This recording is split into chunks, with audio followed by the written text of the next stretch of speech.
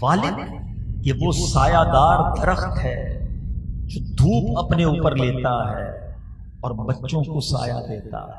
ہے، دن رات کام کرتا ہے کہ بچے خیر سے کھانا کھائیں۔ کبھی کبھی ہمیں نہیں پتہ چلتا مگر والد اپنی خواہشات کو مار کر ہمیں کھلا رہا ہوتا ہے، ہماری فرمائشیں پوری کر رہا ہوتا ہے۔ جو بعد میں والد بنے ہیں نا، انہیں اب سمجھ آ رہی ہوگی کہ جب بچہ فرمائش کرے بازار میں جا کے کہ ابو یہ لینا ہے،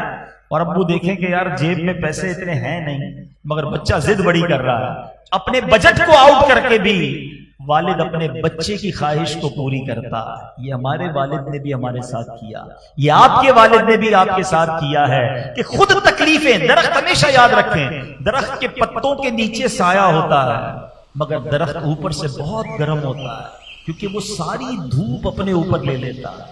اللہ پاک نے یہ والد اتنی بڑی نعمت دی ہے جو انگلی پکڑ کر سکھاتا ہے۔ والد ہمیشہ چاہتا ہے میرا بیٹا ترقی کرے۔ یاد رکھیں دنیا میں ہمیں کوئی ترقی دیکھنے میں عموماً لوگ پسند نہیں کر رہے ہوتے، حسد ہو جاتا ہے نا لوگوں کو،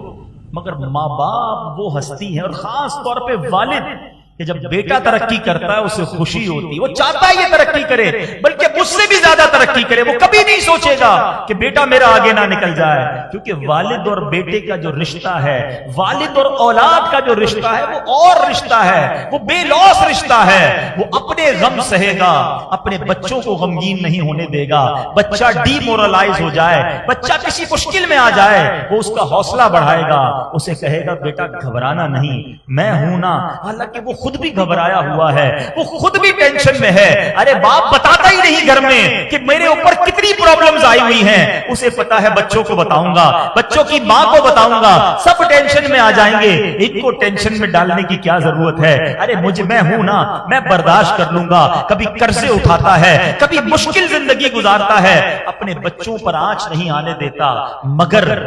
اب بچے کی جب باری آتی ہے، جب بچہ جوان ہوتا ہے اور والد بوڑھا ہوتا ہے، ایک سٹیج آتا ہے کہ اب بچے کی باری آتی ہے کہ وہ ان کی خدمت کرے۔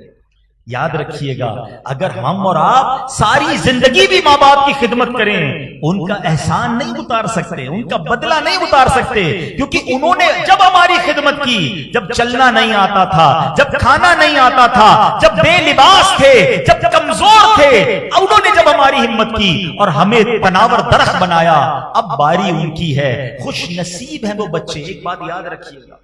خوش نصیب ہے وہ اولاد جس کو ماں باپ کی خدمت کا موقع ملتا ہے، ورنہ کئی ماں باپ تو وہ ہوتے ہیں جو خدمت کا موقع بھی نہیں دیتے، خدمت ہماری کرتے کرتے دنیا سے چلے جاتے ہیں۔